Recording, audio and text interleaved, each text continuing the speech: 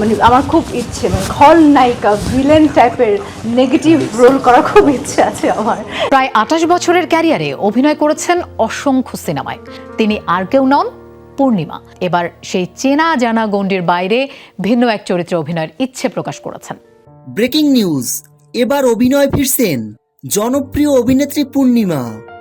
একসময়ের জনপ্রিয় নায়িকা পূর্ণিমা বলেন, দর্শক যেন ঘৃণা করে এমন চরিত্রে অভিনয় করতে চাই আমি। আমার একটা ইচ্ছে আছে নেগেটিভ রোল করার, তাছাড়া সেটা ছাড়াও অনেক ধরনের অনেক রোল আছে। রোমান্টিক ও পরিপাটি ইমেজের নায়িকা হিসেবে দর্শকের কাছে পরিচিত সেই চিত্রনায়িকা এবার সেই চেনা জানা গণ্ডির বাইরে ভিন্ন এক চরিত্রে অভিনয় করতে যাচ্ছেন একসময়ের জনপ্রিয় অভিনেত্রী পূর্ণিমা। তবে এবার সেই অভিনেত্রী ভিন্ন এক অভিনয়ের ইচ্ছা প্রকাশ করেছেন। কি ধরনের চরিত্র, কবে সিনেমায় ফিরছেন পূর্ণিমা, নেতিবাচক বা ইতিবাচক যে চরিত্রে ফেরেন পূর্ণিমা, ভক্তরা মুখিয়ে আছেন তার সুনিপুণ অভিনয়ের দিকে। তবে কি আপকামিং শাকিব খানের 2027 সালের সিনেমায় ভিলেন চরিত্রে ফিরছেন পূর্ণিমা?